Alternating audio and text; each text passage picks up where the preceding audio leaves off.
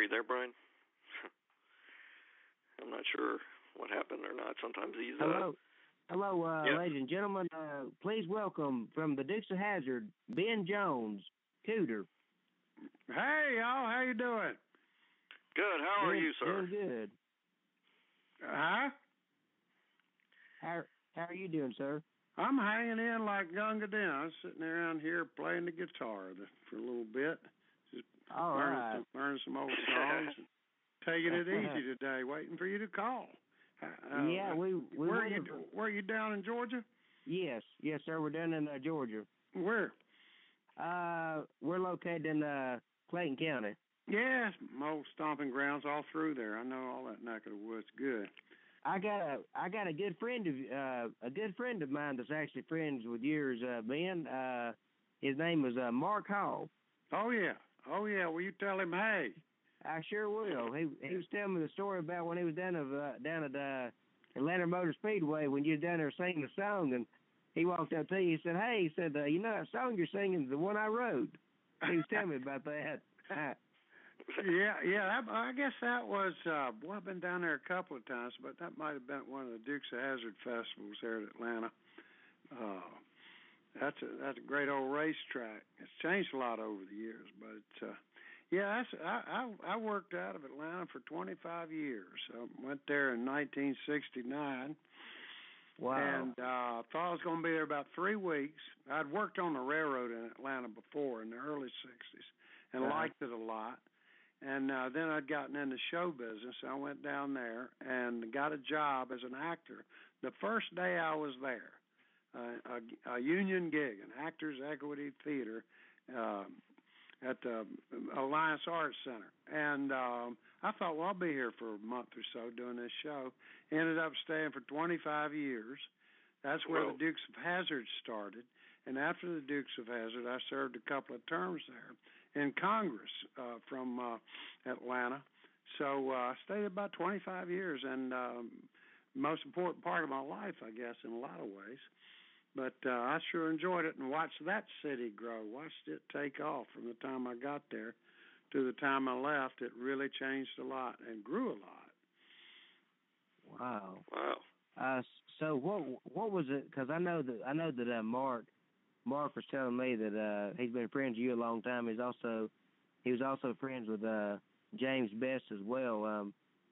What are your thoughts on Jimmy just passed this past spring. Uh-huh. He and Dorothy were living in Hickory, North Carolina.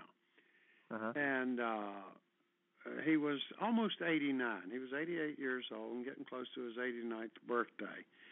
And so in some ways, when a man that age passes on, it's not a shock or a surprise. But for Jimmy, to us, it was, because he was, so incredibly active and always going and doing, and I couldn't hardly keep up with him. And he was one of the most creative guys ever. And he wasn't just an actor. He was a really good actor, and he could do anything. He could do serious theater. He could play it tough. And obviously, as people who watch the Dukes of Hazzard know, he was a great comic actor, great comedian. But that wasn't it. He also did a lot of other things. He was an acting coach and an acting professor, college professor, and he was a writer and a poet and a playwright. And he also, was I think, black belt in karate. He had been in World War II. He just had a lot of sides. He was also a world-class fisherman. I mean, he once had his own fishing show there for a while.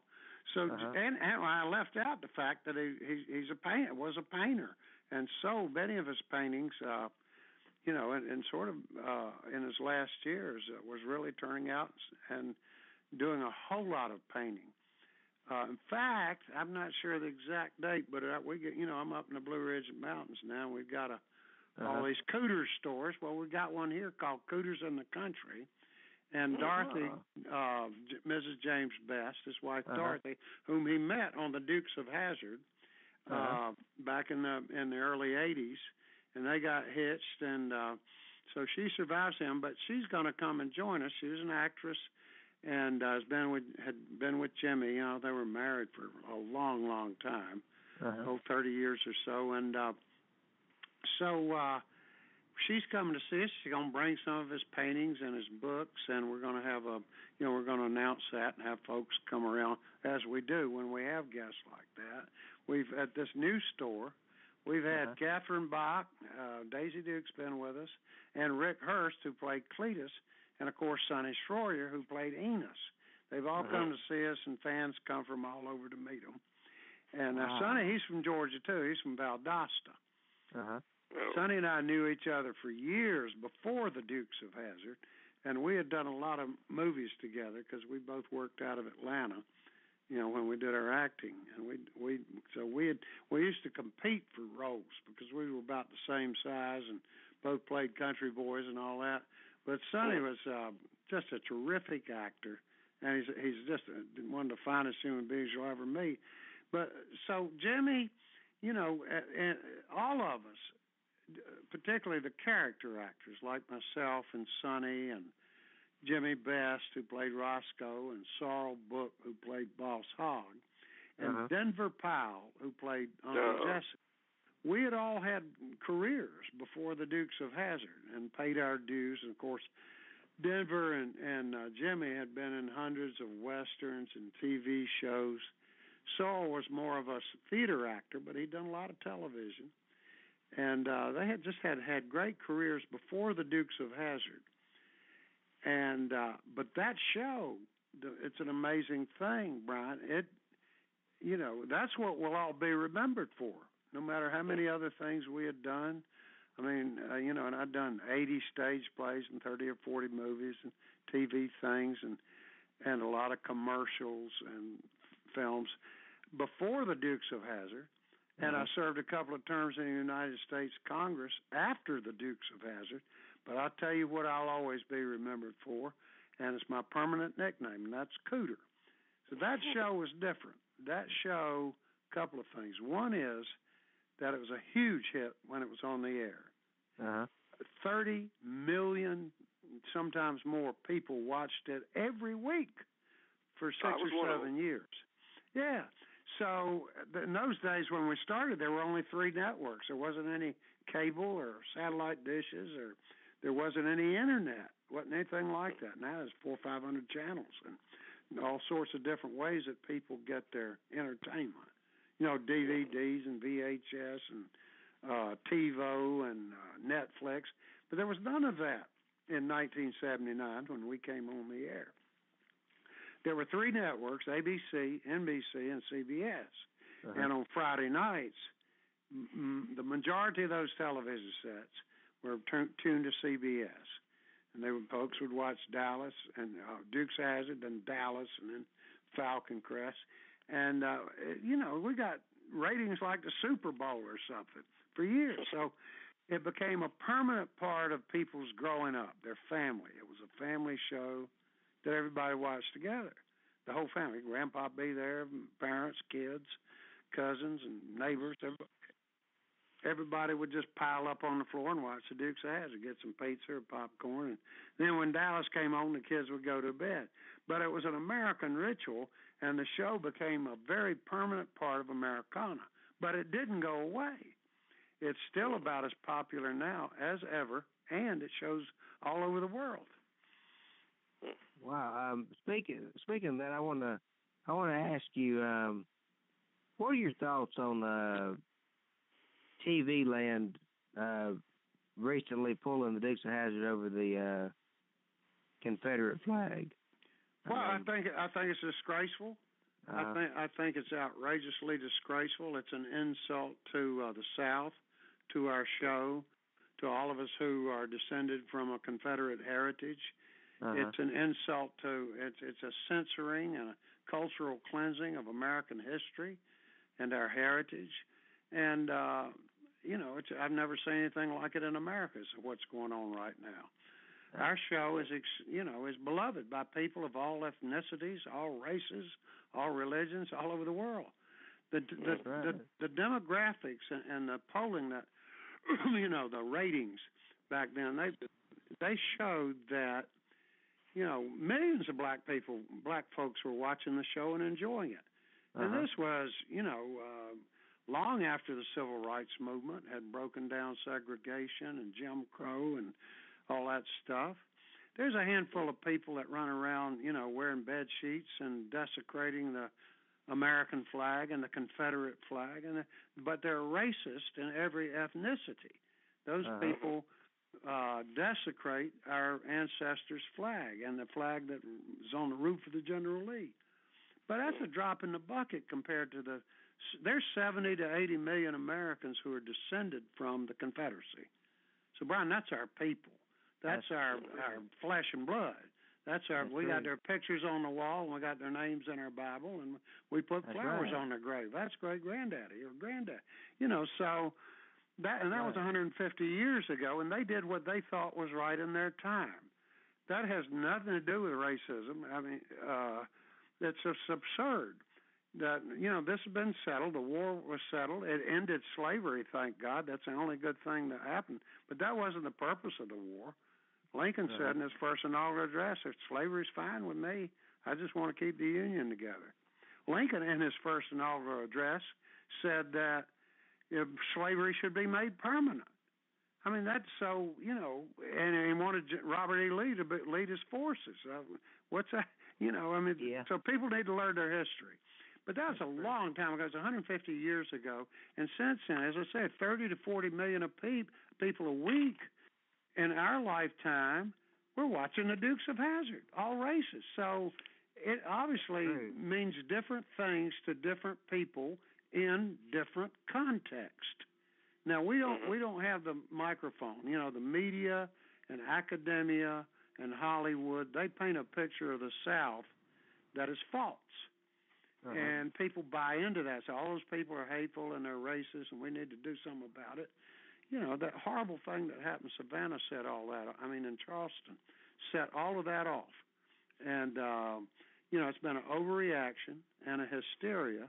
And you take the most wonderful family show that was ever on television that is still very popular and take it off the air.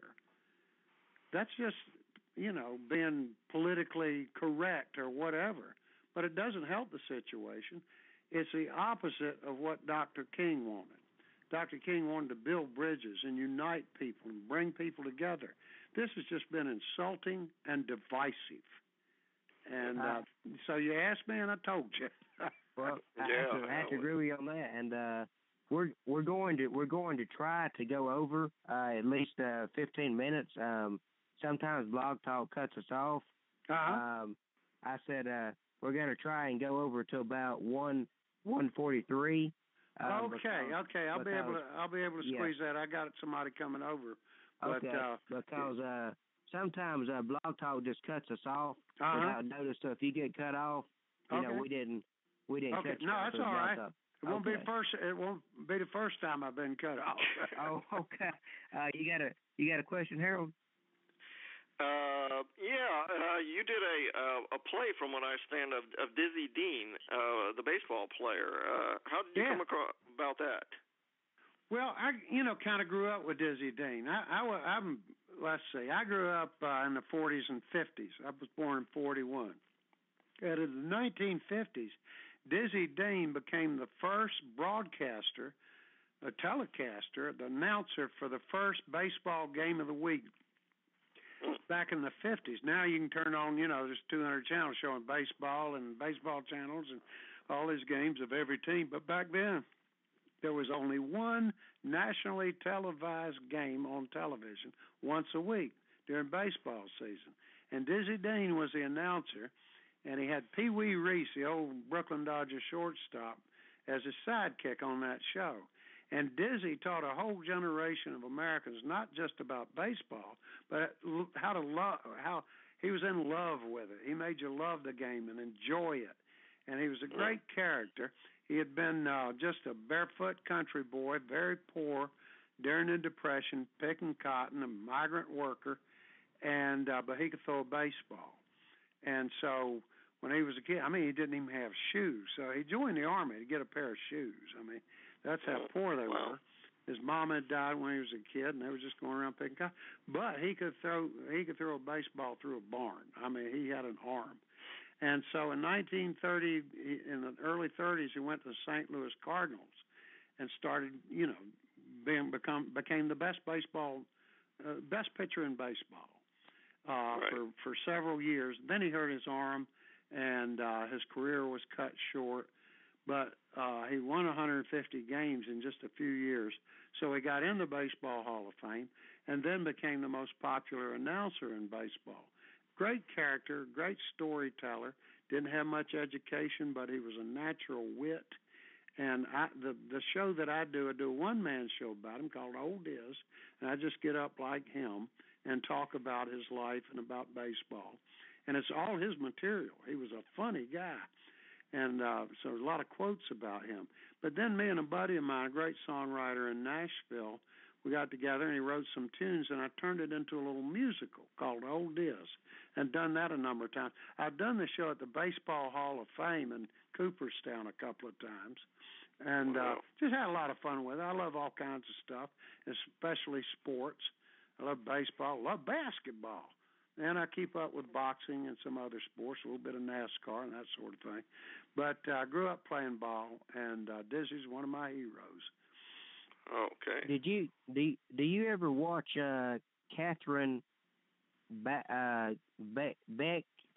Catherine Bach? Yeah. Bach, yeah. On the Young and the Restless. Yeah, I've seen her a few times. Okay. I ain't big into soap operas, but she's looking great. She's our buddy, and I've watched her. We've known each other over the years, and watch her. She's got these two beautiful young daughters, and I still think of them as kids, but they're, one of them's graduating from high school, and the other one's already in college.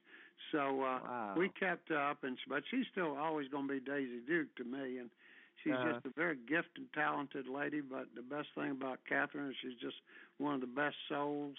Doesn't have an enemy in the world. She's everybody's friend. People just love her. Now I had a question that my dad wanted me to ask you. He said, well, that's actually a two-part question. I know that y'all went through several General Lees on the Dukes of Hazzard. Several. Yeah. That's an understatement there, Brian. How many tow trucks did y'all have to go through, and how did you feel playing a tow wrecker, driving a tow wrecker? Well, let me give you the whole deal on the cars and that whole thing. Okay.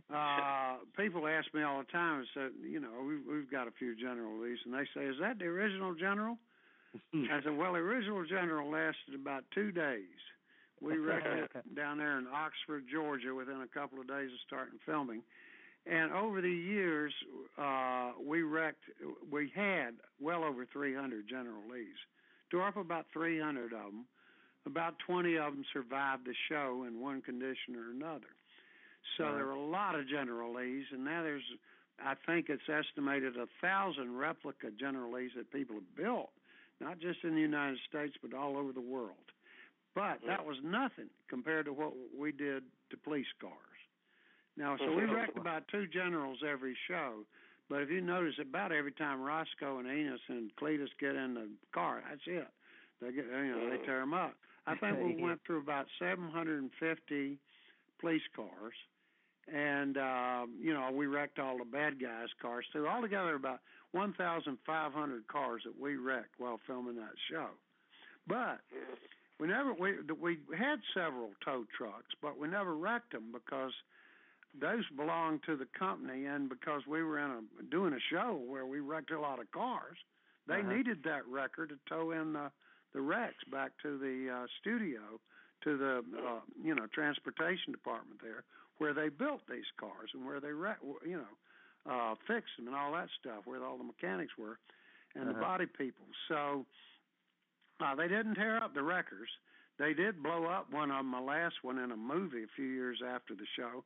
But you could see, here come Cooter's tow truck in a Hollywood freeway, pulling one of the General Lees back from the location where we'd shoot all the chases and all that, all the running around.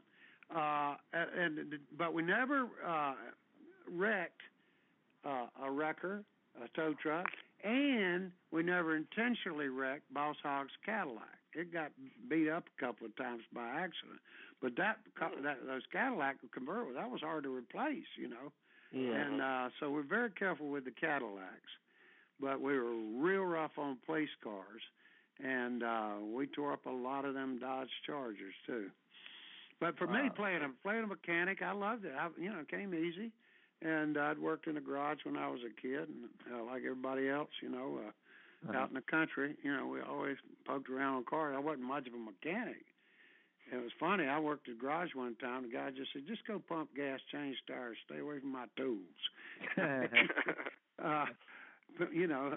So I became the most famous mechanic in the world, and they thought that was ironic. But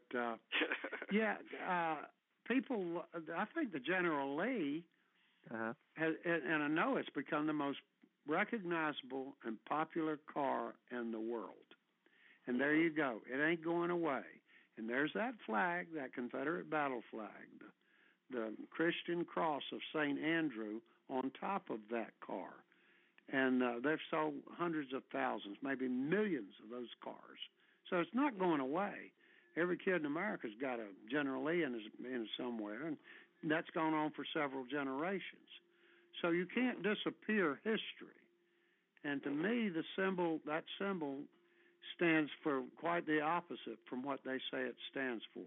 To me, it does not stand for hatred. To me, it stands for freedom, for independence, and for heritage, for love of family and of the South and of each other. And all Southerners, I mean by that. I do not see it as a racist symbol, and I despise it when people use it that way. That's true. That's true. I see that we've got about 2 minutes left on the show. Do you have a closing question you want to ask, Harold? Harold? You know what question people ask me the most? They ask me, "Where's Daisy?" Fire away. I don't have any questions for y'all, but Harold, you got one, don't you? Well, a quick question for the youngsters out there, or people not decided on presidential voting. Do you got any advice as to how they might come across their choice of voting? You being an ex-congressman. I don't. I think that's an individual choice that everybody has to make, in their own heart. And just do your homework first. I'm disappointed in the presidential field so far. I'm an old Democrat, and I can't vote Democratic right now because I think that the Democratic Party has drifted way too far away from what I believe. On the other hand, no Republican candidate has stepped forth that has really impressed me as being able to, lead the greatest country in the world. I think that politics is the problem. The Democratic Party has gone way too far to the left, and the Republican Party has been pulled to the right, and nobody represents the middle of America, the regular working people, the public interest rather than the special interest. Here we got a country of 320 million people, and we only have two choices of what kind of politics we're going to have.